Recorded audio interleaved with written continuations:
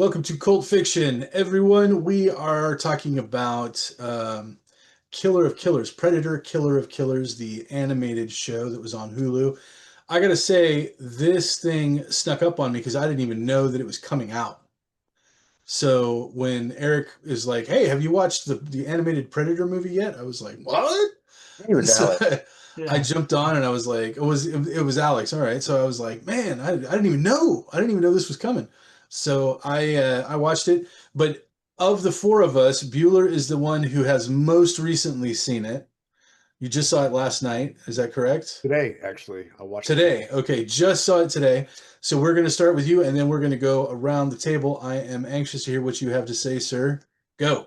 Well, so being in tradition with me, I'm not like the biggest Predator fan. I don't dislike the Predator. I don't know Mm, a lot of the Predator lore. I know right. just enough of it to watch the movies and be entertained. Okay. Um, so that being said, watching this, I love the animation style. I love that it was three different stories in one movie. I thought Hmm. it was going to be three different shows. I thought it was going to be cut up in three different shows. So having three different stories, three different acts, or actually four different acts, so to speak, in one movie was kind of cool. Um, and they're not super long acts. You can really get into it and enjoy it. Uh, Right. and like I said, the animation style is beautiful. They do a really good job with just making you feel like you're in the world. You're very involved in it, and I enjoyed all of that. I really enjoyed the intro, the first story, the shield. I like that one a lot. My favorite is the sword. Love the sword. Almost no words spoken during the entire episode, Right. so to speak, or the act, or whatever you want to say. But damn, and it was just compelling. It was just a really Yeah. enjoyable story. Then I kind of feel like we left the reservation for the third act. Uh, didn't really understand that. I mean, knowing what I know about the whole Predator history and Predator storyline, spoiler, um, it's not traditional with the Predator uh, on his feet hunting the Right. world's best hunter uh, Right. in whatever world he may be in, whether it's Predator versus Alien or Predator versus Arnold Schwarzenegger, like whatever. Um, you got a pilot versus a pilot, and it's not even a good pilot. It's a novice, whatever, fucking Right. lucky pilot. Um, so that kind of threw me for a loop, man. And so that also kind of made the end of the movie, well, not the very end of the movie, but the fourth act, I guess, kind of feel a little. I felt a little cheated. Hmm. I felt a little cheated, just because of the way it all panned out. Like I really loved um, our heroes from the first two stories figuring things out, and again, spoilers and working together. But our hero from the third story doing what he did, I was like, Mhm. this feels cheap. I don't know, and I don't even know if that's the right word. It just didn't feel like it was very in line with not just the movie I was watching, but in line with the entire Predator history that we've been Right. going on since what, the 80s, Right. you Yeah.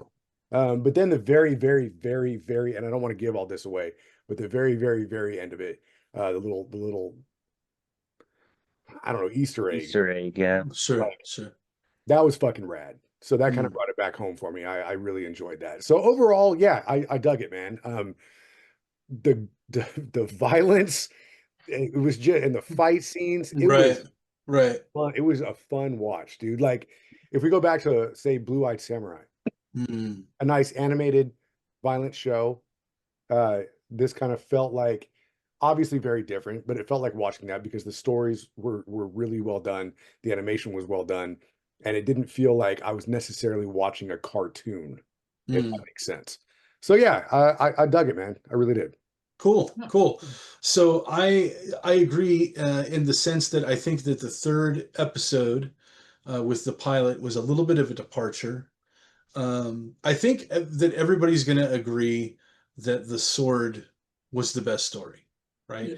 And also, I think that's the story that people have kind of been clamoring for. Like every Reddit thread I've ever seen that talks about Predator is like, Predator versus a samurai kind of thing. Mhm. Well, here you've got, Predator versus a samurai and a ninja. So it's like, what are you going to do? Um, but yeah, the whole craft versus craft thing is something we haven't really seen before in Mhm. the Predator world. That was a new thing. Usually, you just kind of see their ship landing, and that's it, right? It's like they don't have like warships or anything like that that we've seen before this. um, I will say that I did like the first story.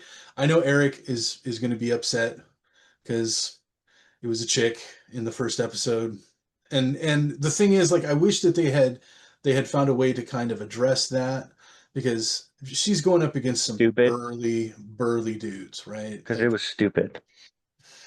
and it's like it's you can't really hide behind technology in that situation. You know what I mean? I will say, and I kind of felt the same way, and I'm sorry to interrupt, but I will say when she goes up against our ninja towards the end, they have the size difference. And she being the Nordic Viking that she is, she's Right. So massive. she's much bigger than the average Asian dude. I get that, right? And that's kind of like what was going on in Blue Eye Samurai too, was that, she was half white, so she was a lot bigger than a lot of the guys that she was fighting.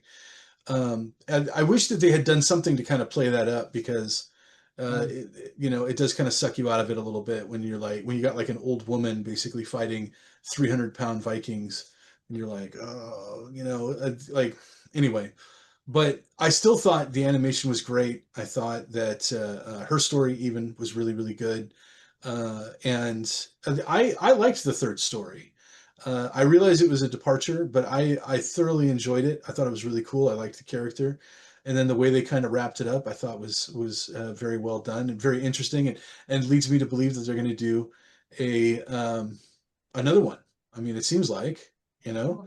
Uh, so I know that Eric has an observation about the very end of the movie, the Easter egg at the end of the movie. I'm going to leave him to talk about that, and we're going to get Alex's opinion on this movie, Killer of Killers. What do you think, sir? I mean, yeah, I think everybody's probably going to agree that the first two stories, in general, are the strongest. And the third story was kind of neat, but it did feel like, the first two stories are a little bit more serious in tone. And then it's Right, like you have like a teenager from an MCU movie show up, right, it's just like right, spouting one-liners and everything. And it's, if they wanted to do something a little different, they didn't, and okay, didn't quite work for me. And it's kind of weak. And then the whole culmination of all three of the acts moving together. I mean, I don't think we can really avoid spoilers. I mean, it's been out for weeks now. yeah, yeah. Go ahead. The whole thing about like everything, the lore aspect, yeah, I'm not big on the whole like cryogenic stasis and everything. But it's like it's a cartoon. You know what I mean? Right, It's like if I love Star Wars, but if I watch the Clone Wars, it's a little different in what I can accept. You know, and so it's kind of in the same vein as that. I don't think I thought it was actually kind of lame with the whole idea that well, if you beat a predator, they're just going to kidnap you, and like right. take you to another planet. And it's just like, well, see that. But the thing is, if you just want to make cartoon movies where that happens, that's fine with me. But if you want to, if this shows up in a live action movie and it's supposed to be like a serious part of the lore, yeah, I'm not going to enjoy that very much. But as a cartoon, neat little like quote unquote comic book story, then they really need. I would have preferred honestly like 4 separate acts, like to be thought that was going to be, rather than a culmination at the end, and just because Right, sure. it's a neat idea, and you can insert a predator into almost anywhere. You can have it against the Roman Legion, right? Like Right. the Wild That'd be cool. West, cowboys, Indians, or something, and predators. It's a great idea, and they executed the first two, I thought, pretty perfectly for the whole part. But even like I said, you can accept in the cartoons if somebody can be submerged in ice cold water for like 10 minutes and to get up and they're fine. But that's also like one of those things that just happens in movies, As soon as you get out of the, yeah, as it's soon as like you if get you out of get the out of the freezing water, ice you're fine. water, you're fine. It's just like if somebody gets shot There's and there's they just no get there's no shot in the hypothermia arm. there. Right. No Oh, it's hypothermia. just my It's like, I'm shoulder. I'll sorry. be fine. So Yeah. Alex, you bring up a good point, and I kind of forgot about this until we had already moved on. But forgive me if I'm wrong, but when we did Predator versus Alien, which is the one that took place at the Aztec Temple, right? Right. So they sent 3 juvenile predators, didn't they, Right. Yeah, to I think go so. to go prove themselves? But if I remember right, like there was nobody watching. It was like you go, you fucking win, or you don't come home. So this whole thing sets up a whole new idea of like you have the mothership watching you, and if you get beat, they'll bring back the person who beat you, versus the other movies that we watched where you win and go home or you lose and don't go home type thing, Mm. right? Yeah. That kind of threw me for a loop because I don't recall any other Predator movie where the mothership hung out to watch to see who wins and loses and then takes back the trophy as the I winner. think, well, in Predator 2, there was an homage in this one, the pistol that was given to the kid. In Predator 2, they were watching, right? And they came down and gave Danny Glover like a reward for surviving. They didn't, carry him up to the mothership. That was for later, I guess. They were going to come back That's the later same and get pistol him. too that the Indian girl had from Prey. You know, she gets it in Right, Prey, so it's right. sort of like So Okay. that so. that But then pistol's got legs. there was a whole Pistol's got question in legs. Prey. Where did it come from? But now she's in like stasis, and it's kind of like, yeah, I'm not big Yeah, on the stasis, and I'm not big on yeah. kidnapping winners. And I kind of agree with Alex that like the whole Predator mythology thing is like, come on. But It's it's like, yeah, if you just want to make a cool comic book story, I'm fine with it. right, right. What I didn't see in this was a tie-in to the new one that's coming out. Badlands, is that what it's called? I Yeah. think the tie-in is that it's just now you've seen a little bit of their home world and Well, kind of like the lore of their home world. And because that's what Badlands is, right? It's like going to be more home world type stuff Okay, okay. than anything else. So what's your take on it, Eric? Um, yeah. Yeah, obviously the Viking thing was stupid. Um, I mean, it was just like as soon as they showed like the female chieftain, I didn't even like that. I was already like, okay, of course they did. But then when she like kills the 6'8", 300-pound guy at the gate, and then basically just walks through that army by herself, I was like, the predator alien that just showed up on a spaceship in 841 AD is now the second most unrealistic thing about this fucking show. The fucking that is less realistic than a fucking alien coming to this planet to hunt us. It's just so dumb and unnecessary that it's insulting to the audience. Okay, so what if she had like a magic wolf amulet, Then fine, then she right? wins. So like 100%. that's So that's what I'm saying. It's like, she was Agent May right. in Agents of Shield, which is the most dumb character in the history of mankind. And my son made a good point. He said if you need because really what it was, they needed one of them to be a woman, right? He said if you needed one of them to be a woman, then do the pilot, because with the pilot at least like you can tell a story about how there very literally have been women who were in the US military who were not allowed to fly. Hmm. They were essentially just, they could only be test pilots and Right. stuff like that. And so you could tell that story, that kind of like undertold story about a real thing, a real kind of injustice that happened. Like these women were considered only good enough to test planes and they couldn't go into battle. And then she could have been one of those. And then when the rubber meets the road, she gets out there and she kicks some butt. That would have totally made sense. Infinitely make more sense than the Viking chick. Yeah, then an old woman pushing her way through a bunch of linebackers, right? Right, exactly. And I'll be 100%. The second one, the second story of the sword, it is of course the best one Right. because it's the only one that is allowed to be honest about the culture and the like the country of origin. It was respectful. It wasn't throwing out some, chick, fucking Viking. It was a samurai and a ninja. And there was care and respect to who they were talking about. You know, they didn't make it like, I'm just so sick of it. I'm just so fucking sick of it. Right. And that gets me to the last thing with the Easter egg. Okay. Um, First, her name's what? Nuru? Naru? Naru, yeah. Okay. She was awesome in Prey. Mm. I'd venture, I don't want to speak for everybody else, but I'd venture to say that she pleasantly surprised all of us, Right. Right. right? She was dope. She was dope, right? My issue with that is that, especially if you're going to do other animated series, that should have been Dutch. Because Arnold Schwarzenegger is 75 years old. Right. You are never going to make a live action movie with him as Dutch ever, right? Right. But you can bring Dutch back for an animated movie. Yeah. Nuru, you could sign that actress up right now to do a Prey Part 2. Right. And everybody would love it. Everybody would love it. And so it's like, are you allergic to money or something? Like, why are you not using Dutch? Why would you not use the Schwarzenegger character in an animated role, which is the only way we could see him again?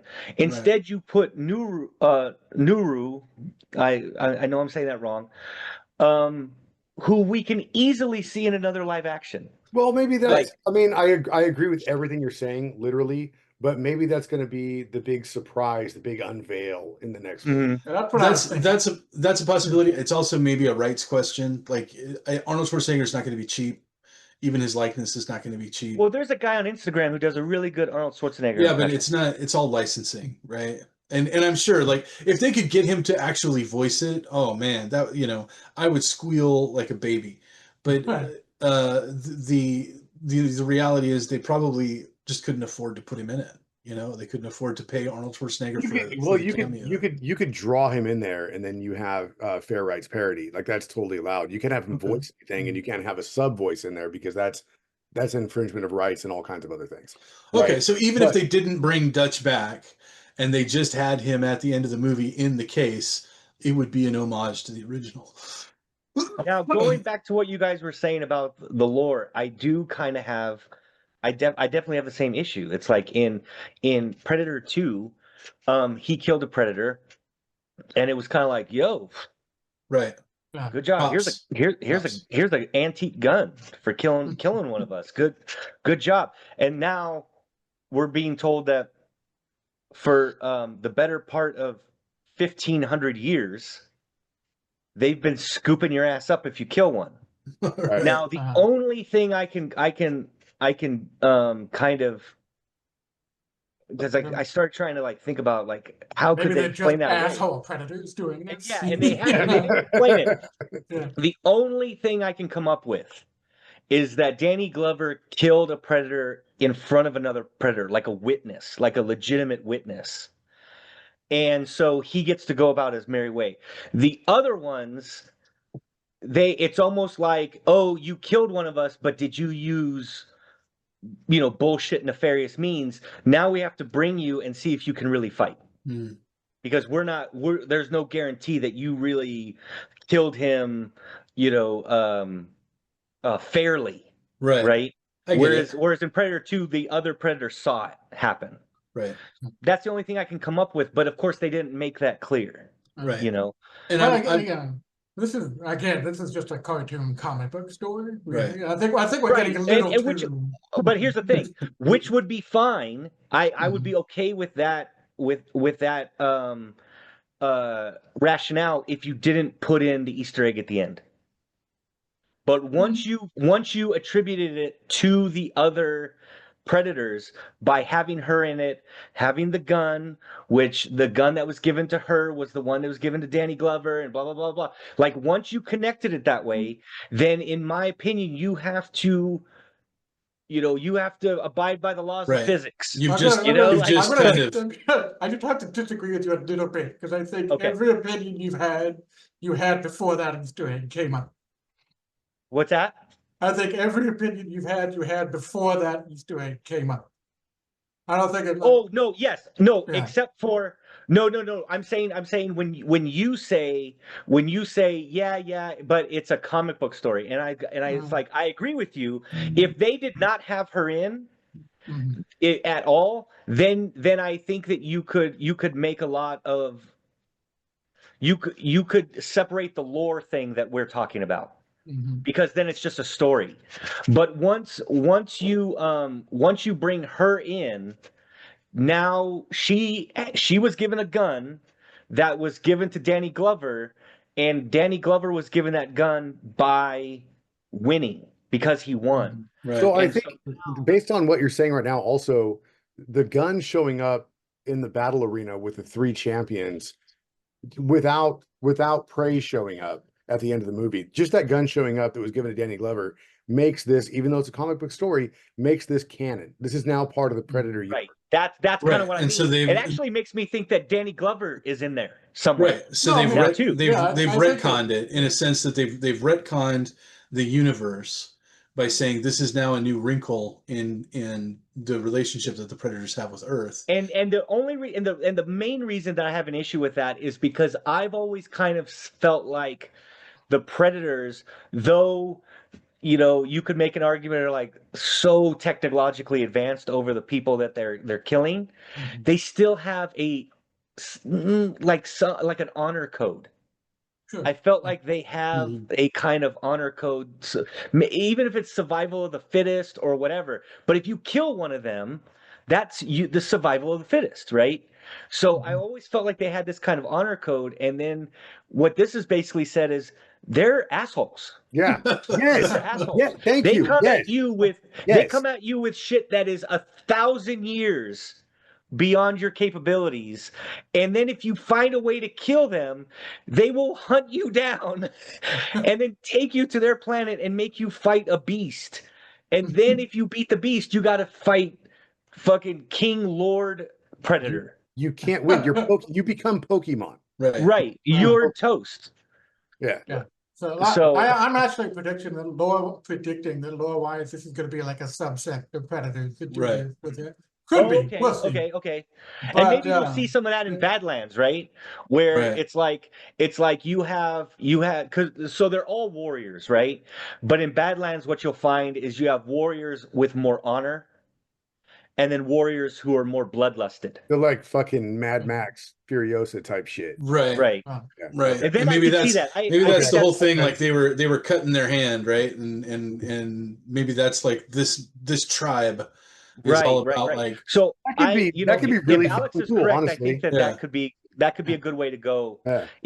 If Alex is correct, I think Right. you could do that. Yeah, you Right. bring up the Yeah, but even so- technology and you see all this technology when the fucking giant man is fighting the Vikings because he's bigger than all the Vikings, and he's got this crazy electromagnetic pulse technology that he's using, and then you fast forward 600 years to the samurai, and the technology all of a sudden goes backwards, which was weird to me. Right. It It's was just all very blades, cool. blades and whips. Yeah. Yep. It was all very Yeah. cool, but what the fuck happened to the EMP? I will dude? say, I do think it was with the Viking one using basically the super puncher was the decent move. I was glad to see that he wasn't busting out like laser rifles and Yeah. like the Yeah. the top that it was like I might punch you into next week or whatever with this thing.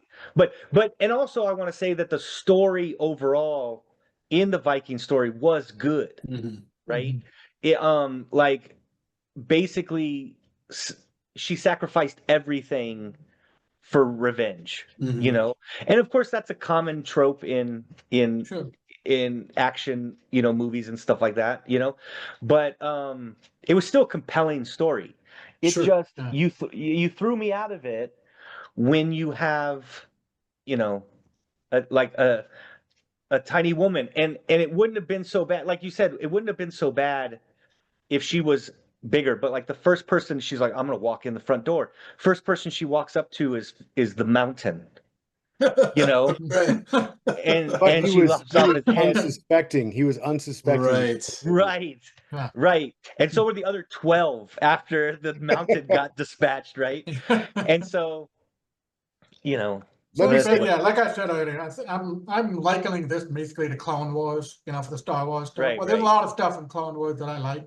There's a Yeah. lot of stuff that's kind of ridiculous, and it's like technically it's all canon, but it's like I can like accept some stuff and not others because Some it's canon not- is more yeah. canon than other canon. Yeah, right. And that's fair. yeah. And that's fair. I Yeah. do like the idea. I do like Alex's idea, and I hope that is the way it comes out, is that as we look at Badlands and we see more of the home world, that we find out that these predators aren't just this homogenous group that does everything the same. Mhm. That there Yeah. are like they're all hunters, but Factions. some They're of them, factions. yeah, some of them are more like religiously honorable, and then some of them are just bloodlusted, like Mhm. I just want to cut I mean, things in my half. prediction, my prediction is that like this story, none of these stories are really going to show up in Badlands. Right. There's not going to be a connective tissue from this movie. Might be I'm wrong. But I Maybe we'll think, see like, the pistol. yeah, The they'll pistol. go, they'll go to like Yeah. Killer of Killers 2 will just kind of be more of the same, Yeah. And it's Yeah. like whatever, like I don't think they're ever gonna do the cryogenic stasis in the live action movie. I don't think, Again, if I'm wrong, I'm wrong. But that's kind of what I think they're gonna do, Well, I'm like on board. again with Clone Wars, sometimes they have in Clone Wars people going into like force space and stuff and communicating with spirit and all this stuff that's just not gonna happen in a live action Star Wars Right. movie. Well, I Right. mean, you had the guy in Acolyte who was apparently in suspended animation for 2 days. What show? What? Yeah, I never saw that. I never saw. I don't even know what you're talking about. So I gotta That's not a show. You mean the I gotta guy go back that a we were little bit. told did like the worst thing ever, and then by the end we found out he did something so bad he killed himself, Yeah. and then by the end of the movie you found out that he really didn't do anything. He did nothing at all. He did nothing He mixed that would have caused jelly with any his other jam. person on the planet to kill themselves, Ugh. or in the universe to kill themselves. So I gotta go backwards a little bit. With the first story, the Predator didn't really stealth until he did stealth, but then he came out and he was out the entire time. Yeah. In the second story, he went in and out of stealth. Different Mhm. Predator, obviously. Based on what we've been talking about here, is that because the second story had a ninja who was concealing himself and being very stealth as well? Is that why the Predator thought it was? I mean, No, you can be very liberal with your interpretations of why any of this stuff is happening. right. I think the reality is that what we saw in Killer of Killers is that like these guys are all hunters, but they all have their own method, right? Oh They, yeah, like right. Oh yeah. they're yeah. they all use different kinds of skills and different kinds of weapons and stuff like that, which is totally cool, man. That's like So the way I interpreted it was I want that to see a Navy Predator, by the way. Boats. I want boats next. the way I interpreted it was that the first one was basically like he hid himself at first, but then obviously came out of invisibility because he was like a Hulk, like he was enormous. The second one to me was more almost like chameleon or lizard like Right. he was a skinnier, svelter ninja like predator. So kind of what Jubal's saying, which is they all have their own style. The Hulk one was like, I'm gonna mask myself until I want to be seen, and then once I'm seen, do something about it. right. Like do something. Look at me, right? I'm yeah. 11 feet tall, Well, right? as soon as I bump out of stealth, it's clobbering time. It's clobbering Yeah, time, yeah. right? But the stealthier one, he was much more human sized. Mhm. He was much smaller, more and so he probably didn't have he still used gimmicks as part of his hunting because he's not the Hulk one. That's how Right. I took it. But Sure. like Alex said, you can fucking interpret it 1,000 different ways, probably. Yeah, and that would be kind of a cool retroactively. It would fix one of my problems. Like growing up, I loved Predator 2. Like as an adult, it is objectively not a good movie. And it just isn't. But one of the things and it's like if you go back and you really analyze the original Predator, it's like technically he's like giving everybody a chance. Like the first guy he kills, he just comes out of the jungle and uses blades. Then he uses his gun to kill the guy with the giant helicopter minigun. So he's like taking them one at a time. But it's like really, if you have a chance against him at every point. But then the city predator is just diving in the middle of like 5 or 6 people at a time and bullets bounce off him and stuff. And I always thought that was kind of lame. But if you but now it's kind of like if you have these different kind of subsets and everything that have different qualities, okay, that might work. But Right. yeah, Predator 2 is not a good movie. I don't care what anybody says. But I love it even now because I loved it as a kid. Yeah. But it's not a good movie. It's not. Like, it's not. But it is. But it's not. but even Predator, we all love Predator, but sometimes too, like and I do this myself, we get a little bit serious about Predator and the lore and everything. And it's like, really, remember the first one had a guy with a fucking minigun walking around. And it's like, And they would have like 600 pounds of ammunition that would last 1 minute. Like, let's not overanalyze Predator stuff. Right. Yeah. Right. Fair enough. But Fair enough. I you say shut it your was poor good. mouth. I say, I say it was a good movie. If you like Predators or if you just like good action, it's worth your time. Does everybody give it a thumbs up? What do we think? yeah, Yeah, overall, like it was enjoyable. I liked I thought the animation, maybe it's not for everybody. I liked it. I liked the idea of it, like the different going in different times. I like that. It was just a couple things where it's just like could have been better. I just wish I could be in a conversation with these people while they're making it and just understand their rationale. Right. You know. Right. The animation was like, it was good. The 30 FPS thing was a little off. Yeah, I don't understand why. I don't know why people are still But, doing that. Like you but, don't need to. you know, I liked it, man. Honestly, I thought it was a little jarring at first, but Mhm. yeah, after a few minutes, I enjoyed it. Yeah, once you get used to it, it's good. Agreed. So okay, well, we like that one. I'm looking forward to Badlands more than ever. Tune in next week. Thanks for joining us here at Cult Fiction. See you later, everybody.